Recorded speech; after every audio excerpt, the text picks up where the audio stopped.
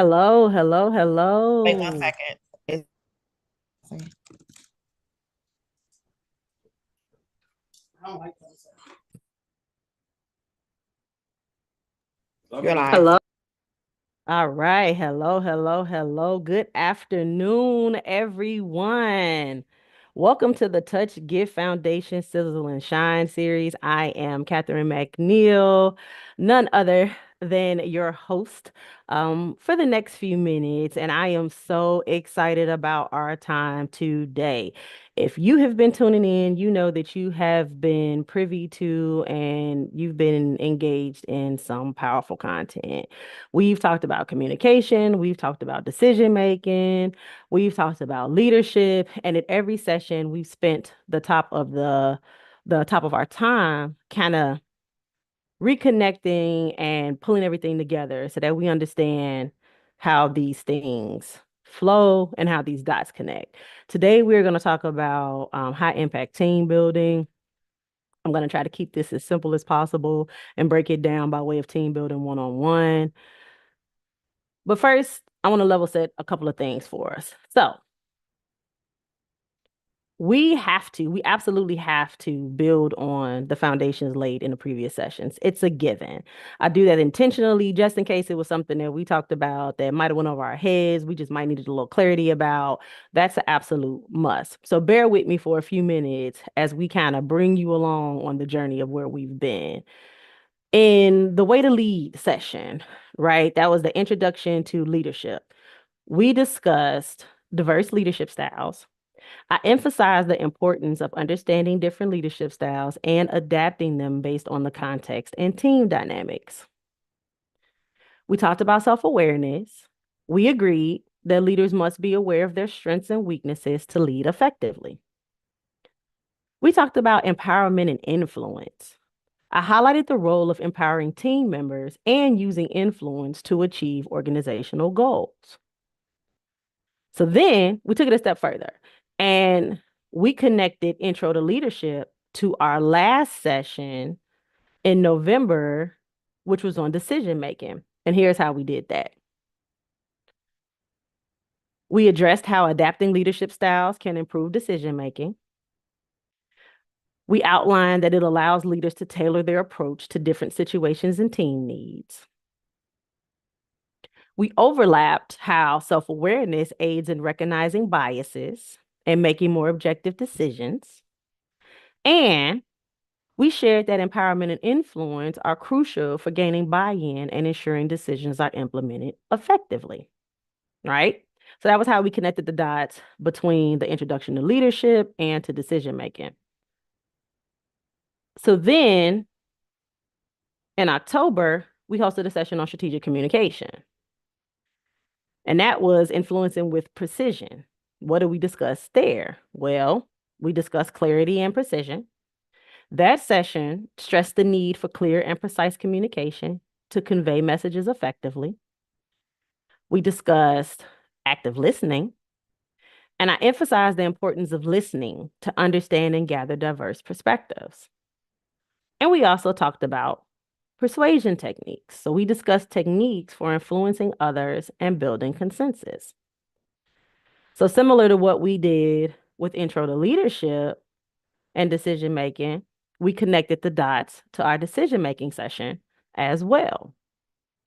So we connected strategic communication to decision making by sharing how clear and precise communication helps in articulating decision rationales, expected outcomes, and reducing misunderstandings. We shared how active listening gathers valuable input, leading to more informed and inclusive decision-making processes. And we shared how persuasion is essential for aligning stakeholders with decisions and driving collective action. Now, you might be like, okay, Catherine, thanks, right? We're on this journey. You're connecting the dots for us. What if I miss these sessions? These are great tidbits. Where do I see the replay? Well, the good news is all of these sessions are bundled through Touch Gift, as well as they're on my link tree, which is linktree/CHBM services. So all of the sessions that I'm talking about, the replays are there. So you can always go back and you can connect these dots. But there's a reason why I'm doing this for the sake of today's conversation too. Connecting these insights should help you as leaders enhance your decision-making capabilities. And they're ensuring that you make informed, strategic, and well-communicated decisions that align with both short-term and long-term goals. But the operative word, of course, is should. The competency combinations that we've been discussing from all of the sessions make up team building 101. So we haven't been talking about these things in silos. Every topic that we discuss ties into overall how you build teams, how you sustain teams, and how you make them last. So when we're intentional about high performance innovation and agility from the start, we build strong teams. So don't ever think that I'm just doing this because I have nothing better else to do. I'm bringing you along on this journey and being intentional from a repetitive standpoint for a reason. However, that decision-making session was so informative. It was heavy. So I want to spend a few more minutes checking in around what else we remember from decision-making for dynamic leadership. And I promise you, I'm going to tie this all together. So just give me a few more minutes. So, which decision-making style potentially works best for short-term decisions? Those who remember, those who know, go ahead and start dropping those responses in the chat. And for those who may be joining for the first time, and this may new to you, don't worry, I got your back. And I'm going to cover it, but at a 32,000-foot view. And just remember, you can always go to my link tree, which is linktree/CHBM services, and you can find the replays for all of these sessions, as well as via the Touch Gift Foundation's YouTube. They're all there linked together too. I think the only one that you won't be able to find linked to this series is the leadership one, since that was from this summer. Again, which decision-making style potentially works best for short-term decisions? Go ahead and keep dropping those comments in the chat while I take us on this review. So there's 4 decision-making styles. The first is analytical decision-making. Well, what is that? Analytical decision-making is a methodical approach where individuals carefully analyze information before reaching a conclusion. This style relies on facts, data, and rigorous examination of available options. So that's the analytical decision-making style. Next is the behavioral decision-making style. Well, the behavioral decision-making style is a collaborative approach where individuals prioritize teamwork and group dynamics when reaching conclusions. This particular style aims to ensure everyone works together harmoniously. So that's the behavioral decision-making style. The third style is the directive style of decision-making. And that one is a straightforward approach where leaders make quick, decisive choices based on their existing knowledge and experience. And then, of course, lastly, because remember I told you that there were 4, is the conceptual style of decision-making. The conceptual style of decision-making embraces a creative and forward-thinking approach to choices. Conceptual decision makers are good in making long-term decisions. They are big picture thinkers. So that's the overview of the 4 styles. So that takes us back to my original question. Which decision-making style potentially works best for short-term decisions? And I'm seeing those responses coming in. And for the sake of time, I'm gonna just go ahead and give you the answer. The directive decision-making style is a straightforward approach where leaders make quick, decisive choices based on their existing knowledge and experience. There's 3 pros and 3 cons to this particular style. The pros are speedy decision-making, clear ownership, and efficiency. The cons, limited input, impulsivity, and reduced buy-in. The directive style is effective when quick, decisive action is essential, but it may not harness the full potential of collective wisdom and creativity within a team. It's crucial to balance this style with others, especially in complex or collaborative settings, to achieve a versatile decision. So, how many of you got that right? How many of you knew that the directive style was the one that works best for short-term decisions? Give yourself a round of applause. So, what else did we cover in regards to the decision-making session? Well, we talked about communication styles too. And we paired the communication style with a decision making style. And you may be picking up on a theme by now. I told you coming in, leadership one on one, right? That's the foundation of understanding who you are as a leader and how you show up. Ultimately, communication one on one.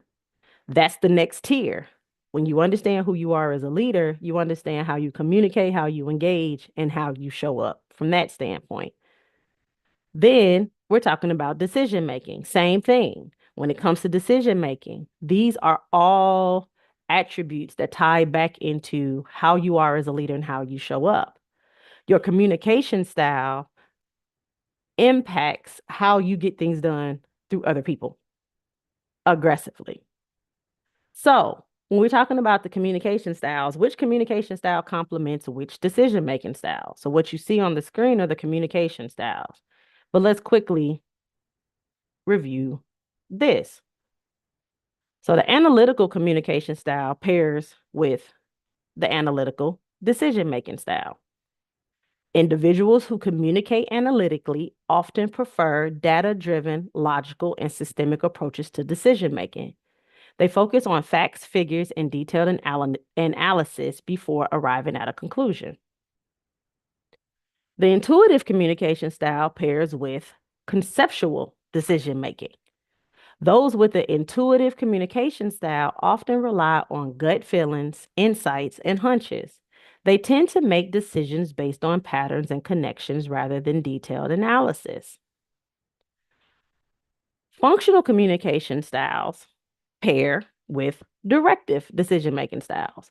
So this style is characterized by a focus on processes, planning, and detail-oriented communication. It pairs well with decision makers who prefer structure, clear guidelines, and fast decision making through established procedures. And then there's the personal communication style, and that pairs with the behavioral decision making style. Communicators who emphasize empathy, relationships, and personal connections often excel in collaborative decision making environments. They prioritize consensus and input from all stakeholders. So, when considering the alignment between communication styles and decision-making styles, it's helpful to understand that both play significant roles in how individuals and groups interact and make choices. And when we talk about groups, we're talking about teams. So, for today's session, we're talking about how leadership leverages all of these skills to build a high-performing group or team. You still with me? All right. So, as always, why me? Why am I the individual that is leading this session and having this conversation with you? So, at a 32,000-foot view, I'm an IO psychologist and I'm a Lean Six Sigma Green Belt. I am the principal career and workforce development consultant at CHBM Services. And CHBM Services is a holistic career and employee workforce development consultant. I am also the founder and executive director of Disruptive Inc., a 501(c)(3) that reduces poverty among single parents between the ages of 18 through 40 by providing support via career development and related resources. I've worked across various customer service oriented industries ranging from real estate to transportation. And today, for almost 10 years now, I have been a talent development consultant for one of the largest utilities in the country. So I've impacted the professional growth of in excess of a few thousand individuals, coached up to a little over than 100 entry and professional level individuals. And I facilitate trainings, courses, and meetings for an excess of 500 individuals, having not exceeded 150 participants to date. I'm also an author. I've contributed and or authored solely 7 published personal, professional, and leadership development related literary works.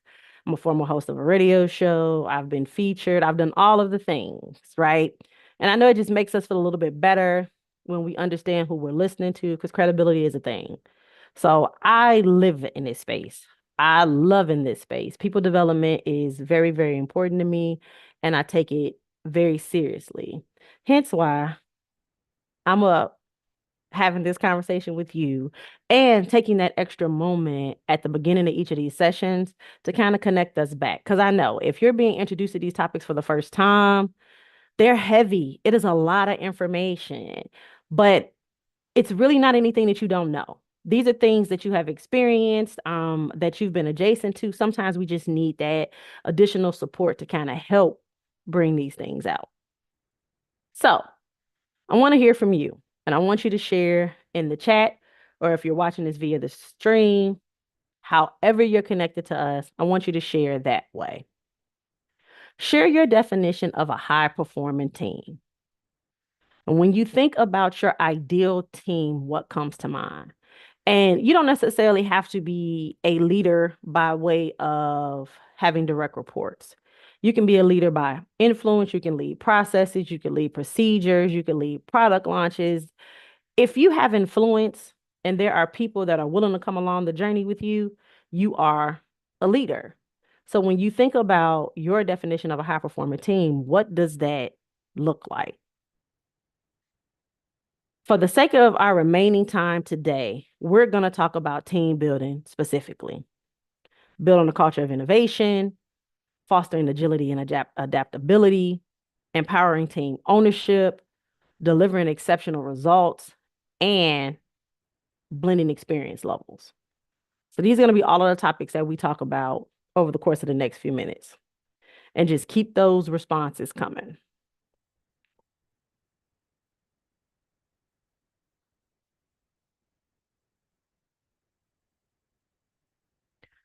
Coming together is a beginning. Keeping together is progress. Working together is a success. That is a quote by Henry Ford.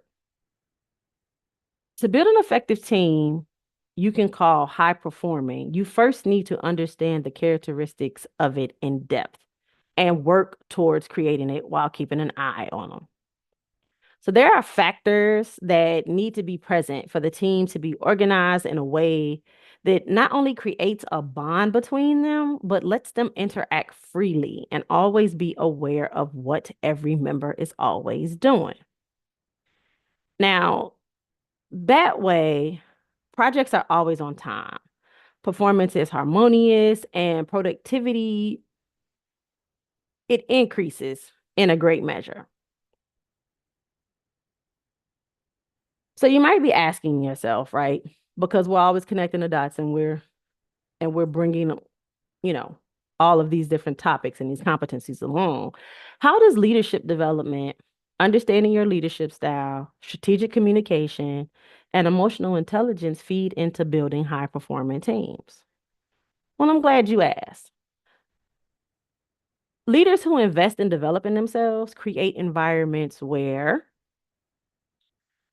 aligned values exist, clarity and ownership exists, transparency and trust exist, effective communication exists, effective collaboration exists, feedback as a culture exists, and results measurement exists. They understand the importance of reciprocity in starting how they want to finish. High performing teams have a lot of characteristics, but most importantly, their characteristics include clear goals. Teams have clear, elevating goals and objectives. They have strong leadership. Leaders provide direction and support and foster a positive work environment. They have open communication. Teams have open, clear communication and a communication plan that everyone follows. They have trust and respect. Teams create a secure environment where trust and respect are built. They have accountability. Teams are accountable and have high levels of accountability. They have continuous improvement. The teams focus on continuous improvement and learning. They have a positive work culture. Teams have a positive and inclusive work culture. They have defined roles. Teams have clearly defined roles and responsibilities for each team member. They have effective conflict resolution. Teams can successfully manage conflict, and they have a collaborative climate. Teams have a collaborative climate and work well together. Other characteristics of high performing teams include things like diversity and inclusion. We're going to talk a little bit more about that later. Results oriented approach, flexibility and adaptability, strong problem solving skills, commitment to excellence, resilience under pressure, and skillful conflict resolution. Yet again, you see how conflict resolution kind of came up twice? Because that one can kill a culture. It could kill a team dynamic. It could kill a career when you're not effective in that aspect. I'm just going to stick that little pin there. So we're building on the foundations laid in the previous sessions to outline where understanding our leadership style and applying the core components of strategic communication can, yet again, build a culture of innovation, foster agility and adaptability, empower team ownership, deliver exceptional results, and blend experience levels. The combination of these makes up team building one-on-one, where we are intentional about high performance, innovation, and agility straight out the gate from the start. Questions, comments, or concerns, drop them in the chat. If you're watching through the stream, of course, we can always circle back and we'll be able to address them on the back end of the session. So getting into our first point, building a culture of innovation. What does that look like? Well, it's important to encourage a mindset that views challenges as opportunities for innovation rather than obstacles. And I could really go down a rabbit hole here, but I'm not for the sake of time. But how we look at things, our perspective impacts everything that we absolutely do. So let's dig into building a culture of innovation.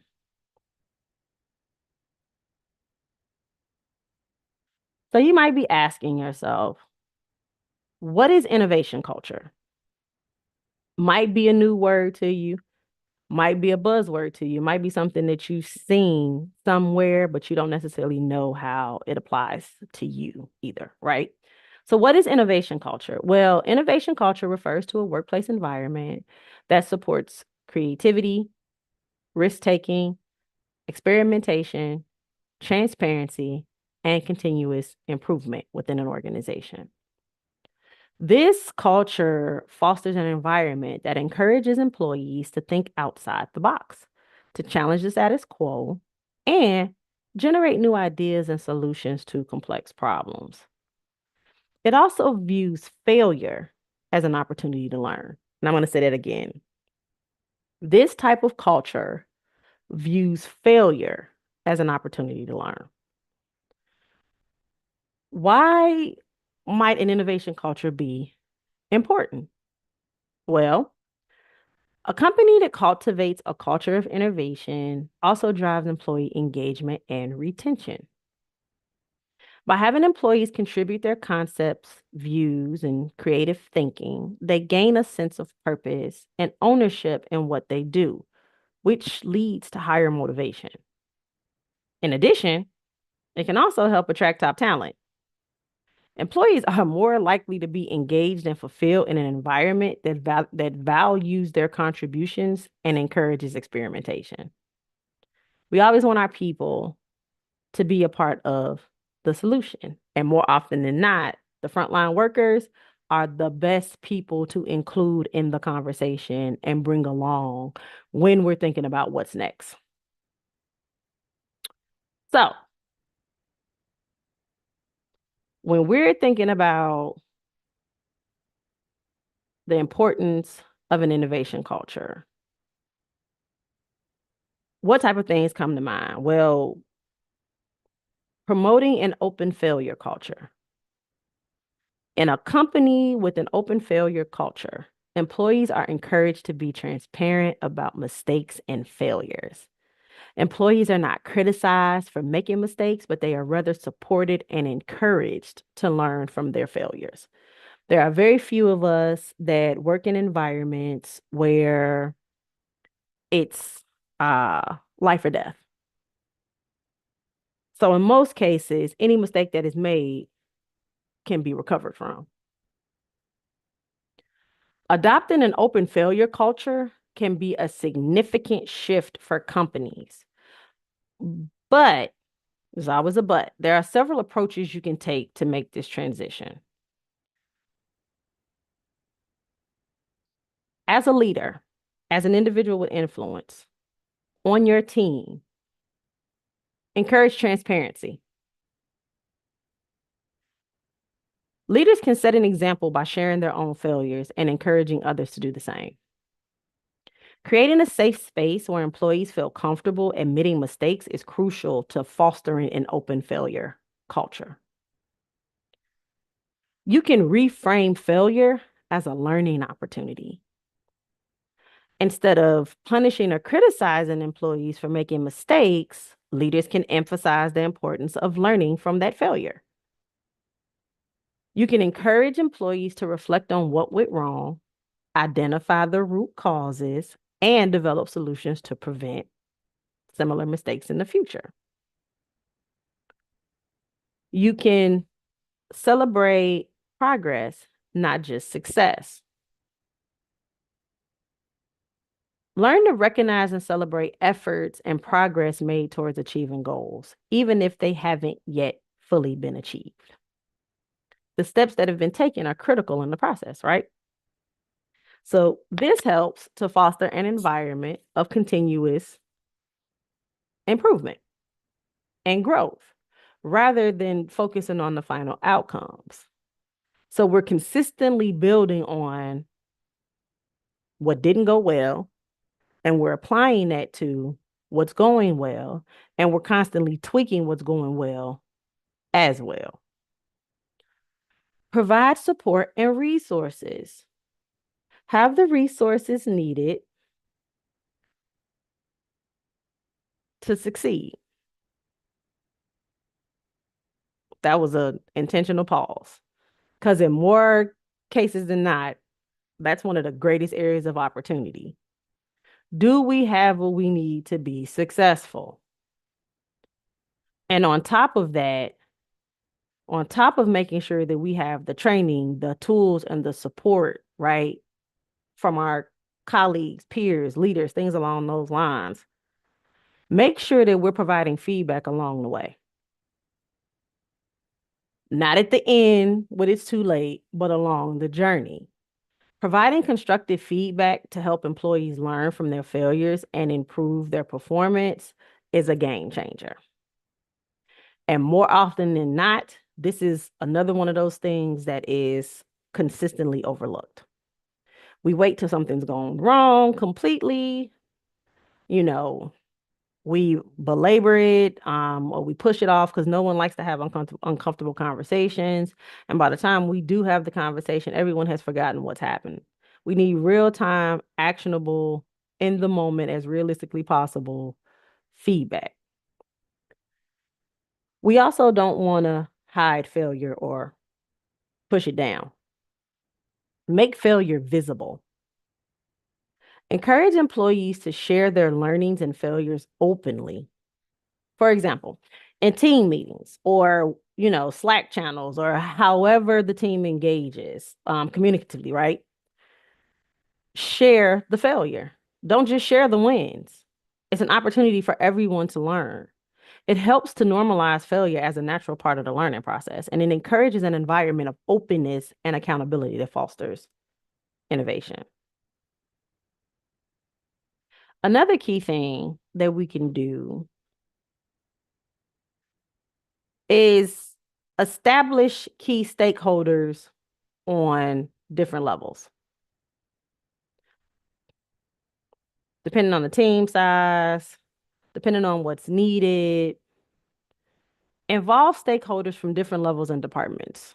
and organizations. So that can ensure that innovation efforts are aligned with overarching business objectives and priorities, and that they're integrated into daily operations. So we're not just out here being creative for the sake of being creative, for our siloed team. We want to be working on things that are key and impactful to the greater good, to the greater body. So this approach helps to foster collaboration, engagement, and ownership around innovation, which is essential for sustained success. Now, a way to start to do this, well, corporations can start by identifying and engaging individuals who have a strong interest in and a commitment to innovation. Everybody has an individual on their team or in their group that's always trying to find a new way to do something. And in a lot of cases, they're a sound creative as well as they're probably pretty well liked too. Maybe, depending on if they're new to the team and they don't understand why we've been doing it the way we've been doing it all of this time. Because sometimes that rubs people a little bit of the wrong way. But that's a session for a different day. Managers can also create cross-functional teams to tackle specific innovation projects, bringing together employees with different skills and expertise. We're going to talk a little bit more about that too, but a little later.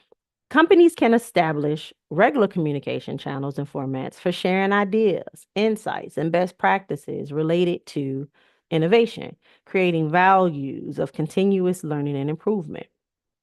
So, all of this can help to stimulate the growth of groundbreaking ideas.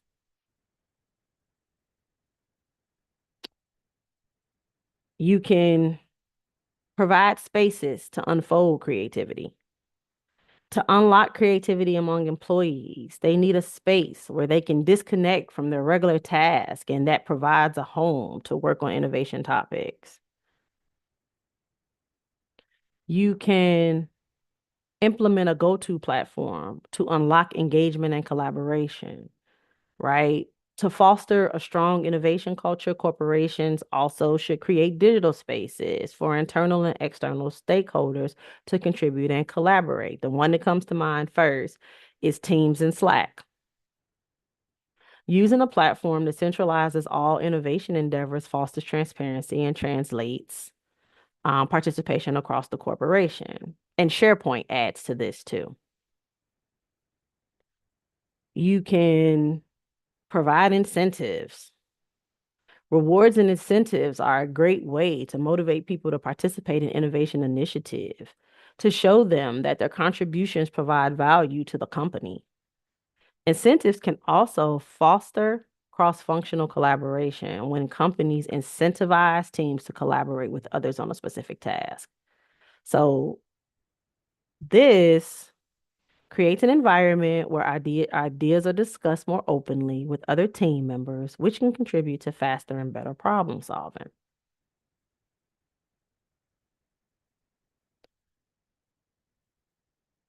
You can foster outside-in innovation or open innovation. So, open innovation itself has become a popular approach for businesses to leverage a larger pool of ideas and knowledge, resulting in more successful and innovative products and services.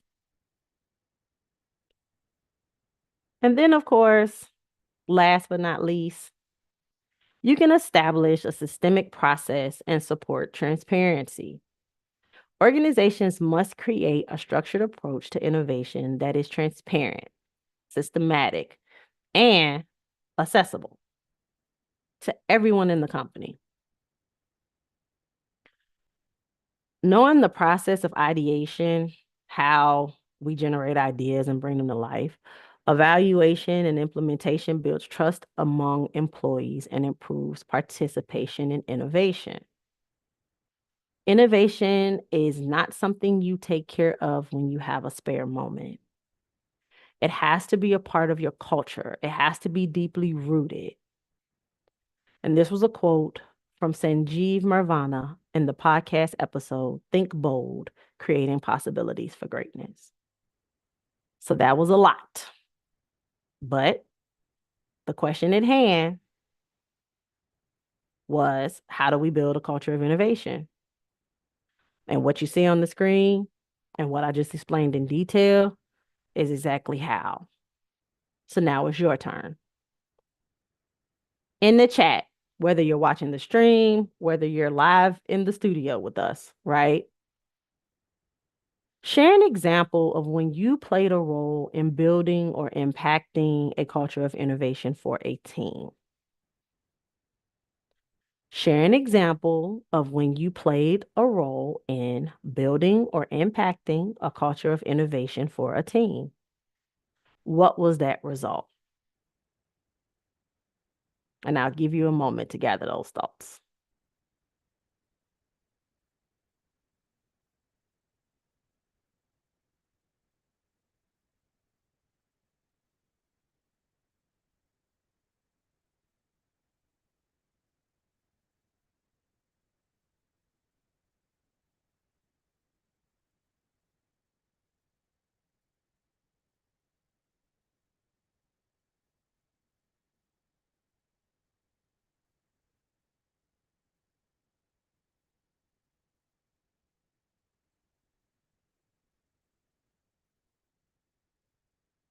All right,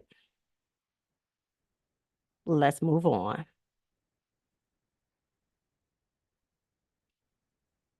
Fostering agility and adaptability. Agility in high performance teams allows teams to quickly adapt to changes and new challenges. Let's talk about this a little bit more. By encouraging employees to adopt an agile mindset and think outside the box, you foster the development of new ideas, products, and services that meet evolving customer needs and preferences. Leaders must prioritize agility and creating an environment that encourages flexibility, adaptability, and innovation. So, how do you do that? What does that look like?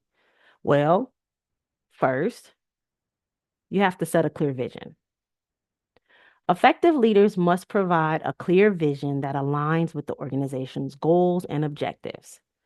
This vision should emphasize the importance of agility and set the tone for the entire organization. By communicating the need for agility and its connection to maintaining a competitive advantage, leaders can inspire their teams to embrace change and be open to new ideas. You can empower and trust employees. And I know this one is mortifying for a lot of leaders. And it's crazy that that's the case, right? Agility requires a collaborative and empowered workforce. Leaders should trust their employees to make decisions and take risks, fostering a culture of innovation and experimentation. Successful people try and fail, and they keep trying and failing to become successful. By empowering employees, leaders enable them to respond quickly to changing market conditions and make necessary adjustments to maintain a competitive edge. You can promote a learning culture. Leaders should encourage continuous learning and development within their organization. This includes providing resources for training and professional growth, as well as creating opportunities for employees to share knowledge and learn from one another. A learning culture promotes agility by ensuring that employees are equipped with the skills and knowledge needed to adapt to changing circumstances. You can embrace change. Leaders must be open to change and willing to challenge the status quo. These are all swear words.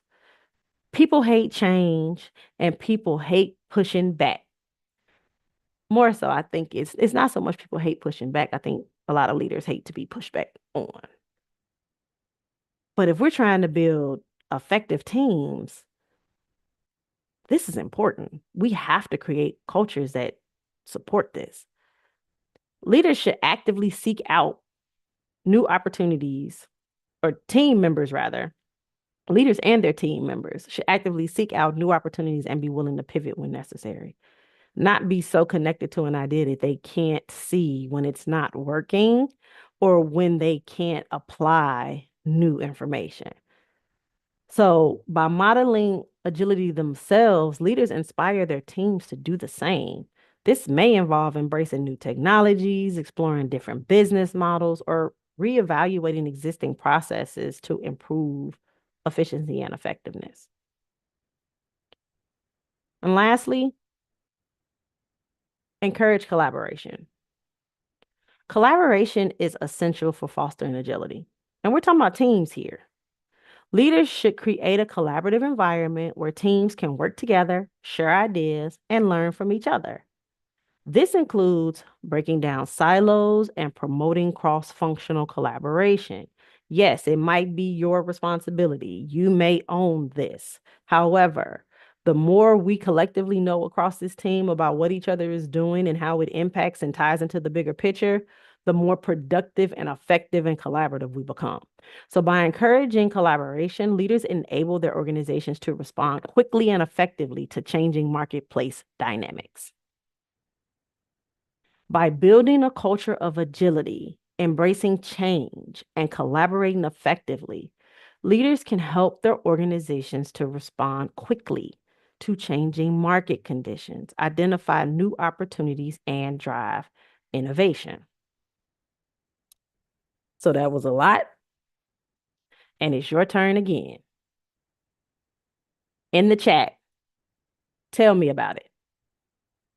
Share an example of when you played a role in fostering agility and adaptability for a team.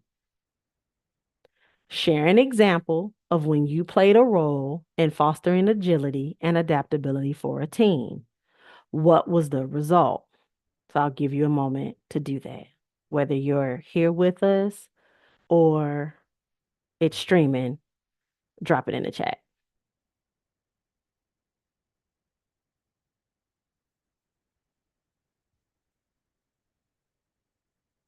So by now, you might be asking yourself, why do you keep asking us to share an example of when we did this? Ma'am, she, her, hers, lady, facilitator, we are on this session because we're trying to learn. However, that may be very true because we're all consistently developing. But I can promise you, there's been an opportunity where you may have done these things and you just didn't realize it's what you were doing. So the purpose of this reflective activity is to help you to understand that either you've been doing this all along or now you see where the opportunity exists for you to do this and that you can. So I'll give you another few seconds and then we are moving on.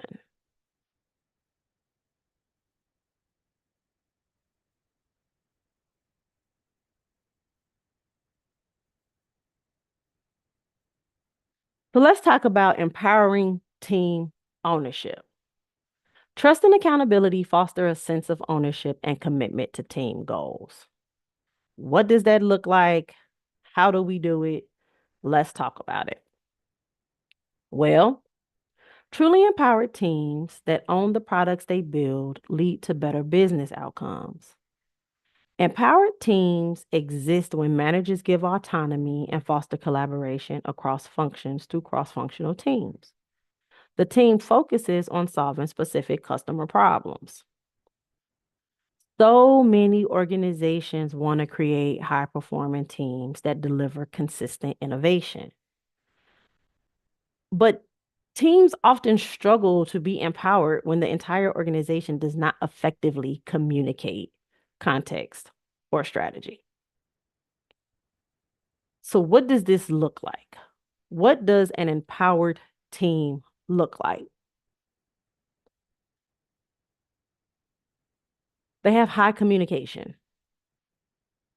That team has created a climate of trust and open, honest communication. They have alignment of purpose. They have a sense of common purpose and why the team exists and the function it serves. They have a shared responsibility. The team has established an environment in which all team members feel responsibility as the manager for team performance. They have participative leadership. The team created an interdependence by empowering, freeing up, and serving others. And for those who may not know what interdependence means that they're not independent of one another, they work together. They're future focused. The team sees change as an opportunity for growth. They're focused on task. They keep meetings and interactions focused on results. They do not meet to meet, and they do not waste time during those meetings. They utilize skills. They apply individual talents and creativity. Everyone is operating in their area of expertise. And they have rapid response. So they identify and quickly act on opportunities. This is what an empowered team looks like. Questions, comments, concerns, drop them in the chat. And by now, you see the ebb and flow. I introduced the topic, and I'm asking you about a time when. So share an example of when you empowered a team to have ownership. What was that result? Share an example of when you empowered a team to have ownership. What was that result? And I'll give you a moment.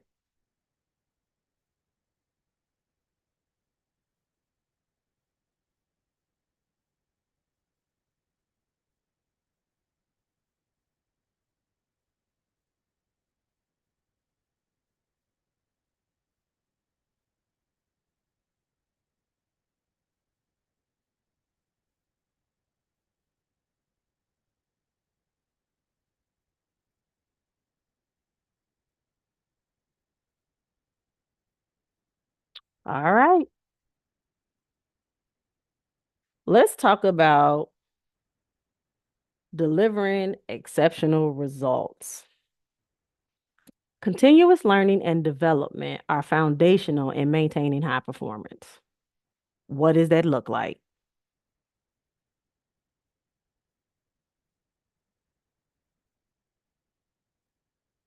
Here are some insights from different perspectives on how to provide value and deliver exceptional results. Everything that we've talked about to this point has been foundational and has been building here. And now it's just about the application. What does it look like in action? How does it show up? How are you getting it done? You want to develop a comprehensive strategy. You want to identify opportunities and develop a strategic roadmap to achieve goals. You want to provide a clear and actionable plan.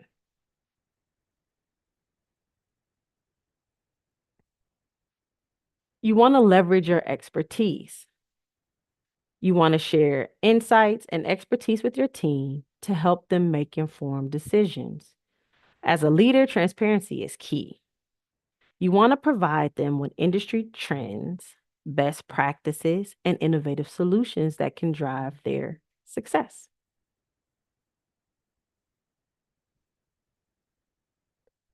You want to focus on measurable outcomes. You want to set clear goals and objectives, and you want to establish key performance indicators or KPIs to track progress.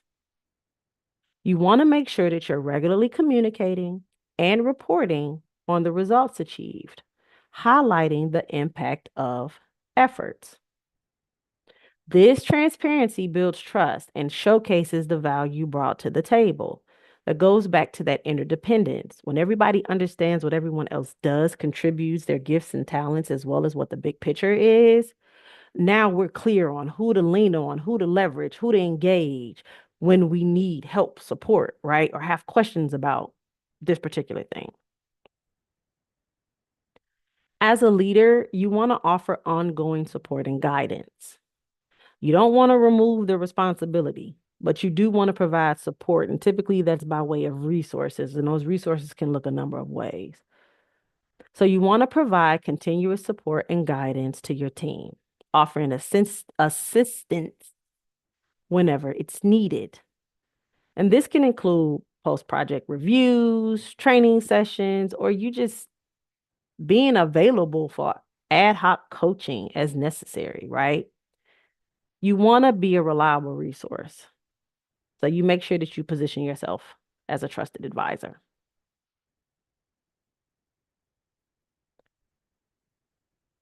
And then lastly, you want to emphasize collaboration and communication. You want to foster a collaborative relationship with your team, involving them in the decision-making process and seeking their input. Again, the people who are boots on the ground during the work are always your most valuable asset, especially when it comes time to roll out new processes, procedures, changes. The people that do it can oftentimes tell you the best way to do it, to continue doing it, or not to do it at all, right? Regularly communicate progress, challenges, and next steps to ensure alignment and manage expectations effectively. And then, of course, ultimately, you're making sure that you're delivering exceptional results in a continuous process. You all ready? I level set, you punt. Share an example of when you delivered exceptional results. How did the problem associated affect the team? Dig in your vault. Share an example of when you delivered exceptional results. How did the problem associated affect the team? And I'll give you a moment.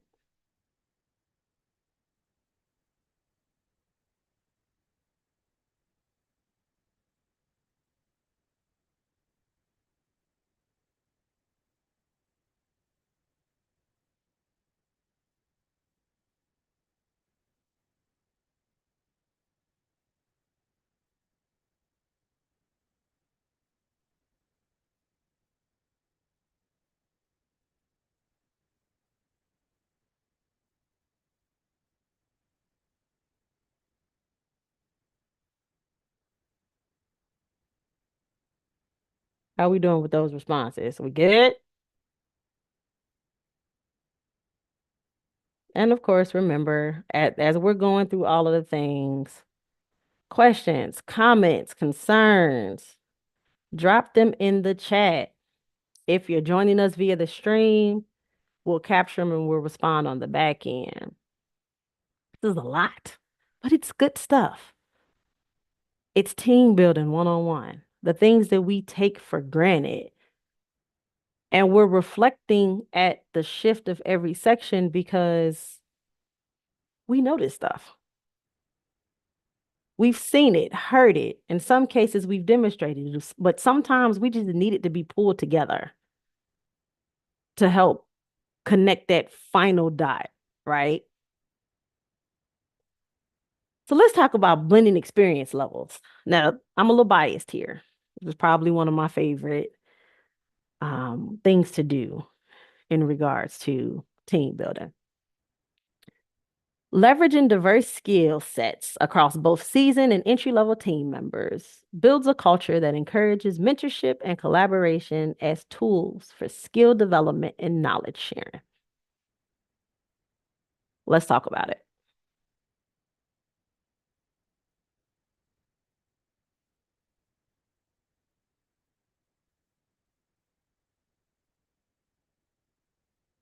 What are the 6 traits of high-performing teams? And I'm just going to give you an opportunity to just kind of take this slide in before I break it down and I go through each of these sections. Because I promised you at the start of this that in some way, shape, fashion, or form, all of the topics that we've covered since I was first introduced to you during the summer in Leadership 101, on up through our time today, that every last one of these traits, characteristics, and attributes tied into Team Building 101. How many of them might you see? Concepts that you heard, apply in these sections that are outlined on this slide? Where to start? Clear goals and roles. Well-defined goals and roles, ensuring everyone knows their responsibilities and contributions. Trait number 1 of a high-performance team. Strong leadership. Effective leadership sets the tone, provides direction, and fosters a supportive environment. Trait number 2.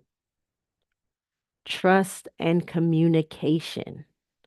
Trust and open communication are foundational, allowing team members to share ideas freely and resolve conflicts constructively. Psychological safety.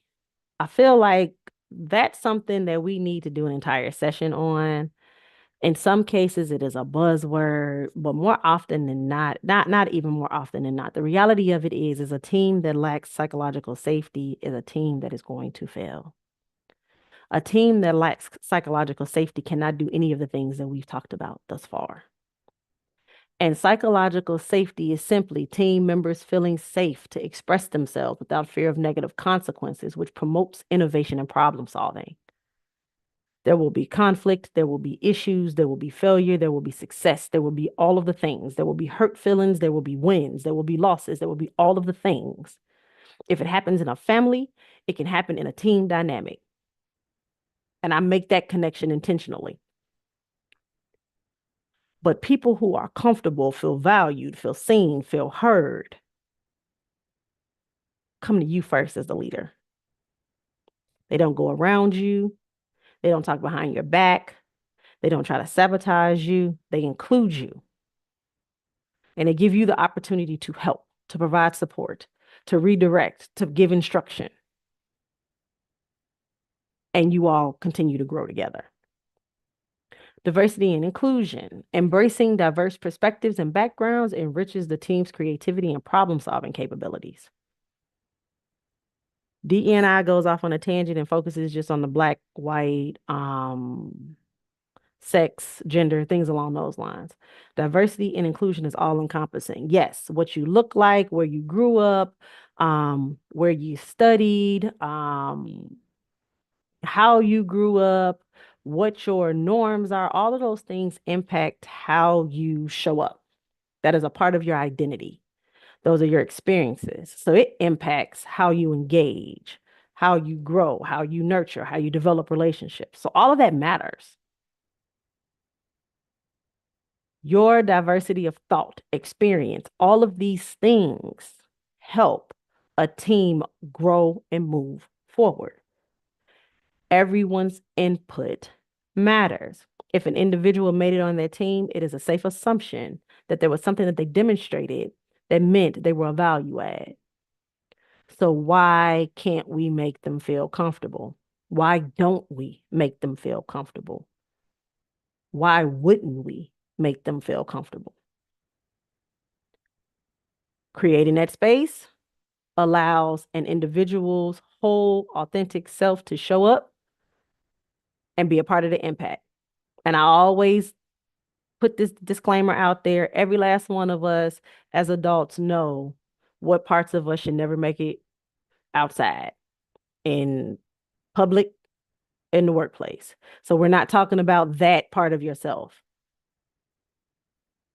The rest of your whole self is who we're talking about. Use wisdom. And then lastly, continuous learning. High performance teams prioritize ongoing learning and development to adapt and grow.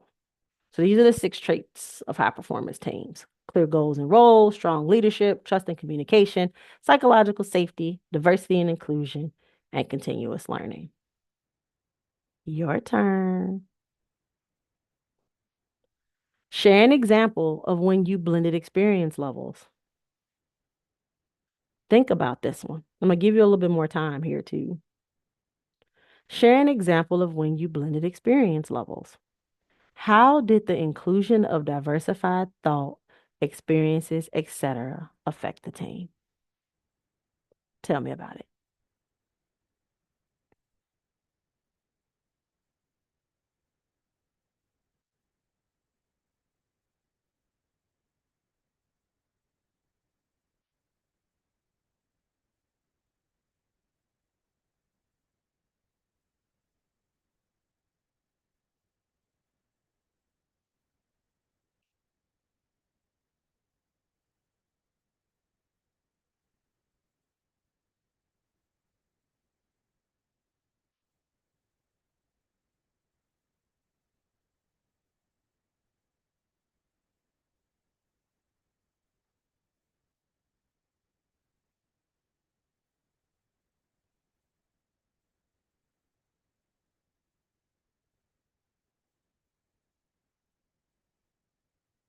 Keep it coming. You're doing good. Keep it coming.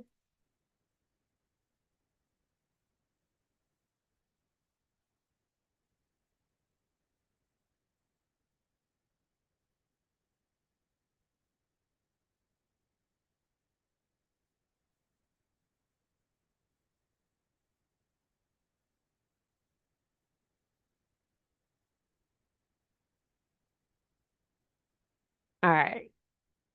Awesome. Now, how did that feel?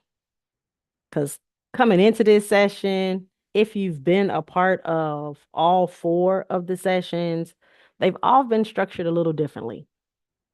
Some content heavy, not as much engagement, some heavy engagement, some 50-50 split, all providing an opportunity for you to engage, ask questions, drop it in the chat, respond, things along those lines.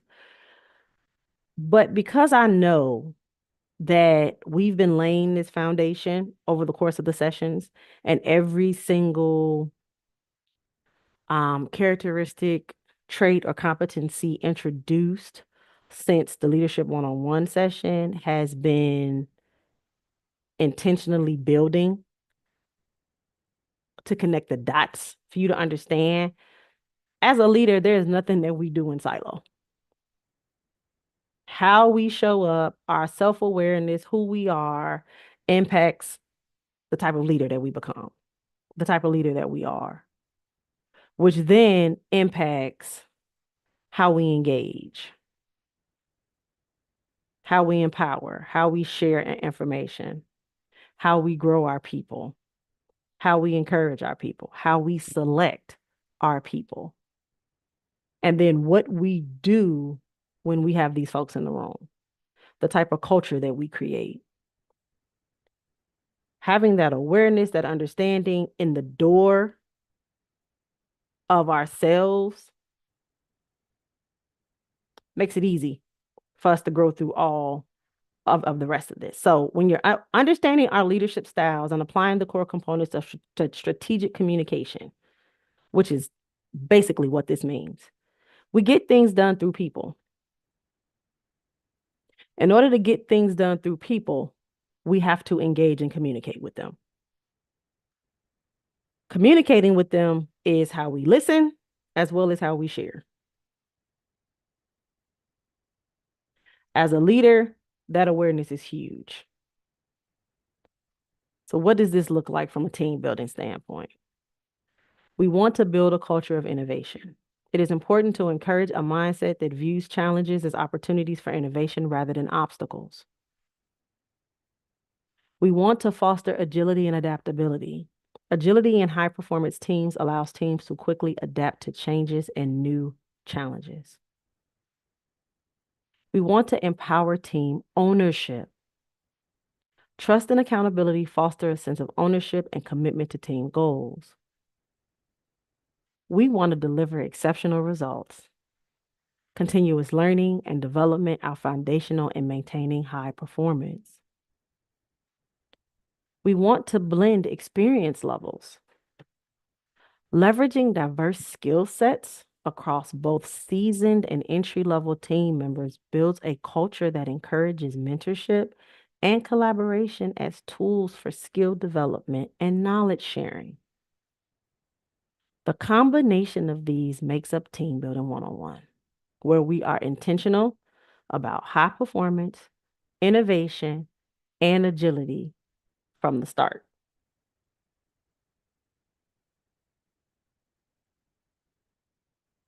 So I'm going to pause here again because we've talked about a lot.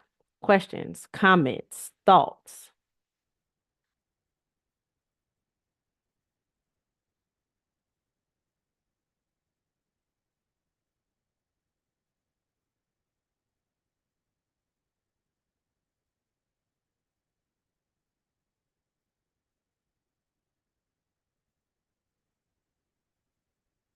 You all have been absolutely great. It is always a pleasure to be able to get in front of you, to be able to engage you, to be able to grow with you. And I want you to remain connected. Remember, Every last one of the sessions, even though I gave the high level connection points, they make even more sense when you go back and actually rewatch them. So if you haven't seen them, if you have seen them, all of those links are underneath the learning tab on my link tree. You can scan this QR code and you can connect with me there. Make sure you follow. I want to thank Touch Gift Foundation for providing the opportunity to get in front of you and spend time with you over the course of these sessions. These sessions have been sponsored by the Illinois State Library and the Illinois DEC. So I want to say a special thank you to the resources that get behind us, myself as the principal career and workforce development consultant for CHBM Services and the founder and executive director of Disruptive 501c3, and a partner that I absolutely love, Touch Gift Foundation. These resources allow us the opportunity to be able to get before you and to be able to share the information that we've been sharing. So that's all I got. There will be follow up by way of email. There's always a survey. Tell us how you feel. Tell us what you think, because these are for you. So we want to make sure that we are creating an environment that works for you and that you are getting what it is that you need. So thank you again. It has been a pleasure. Connect with me, and I'll see you soon.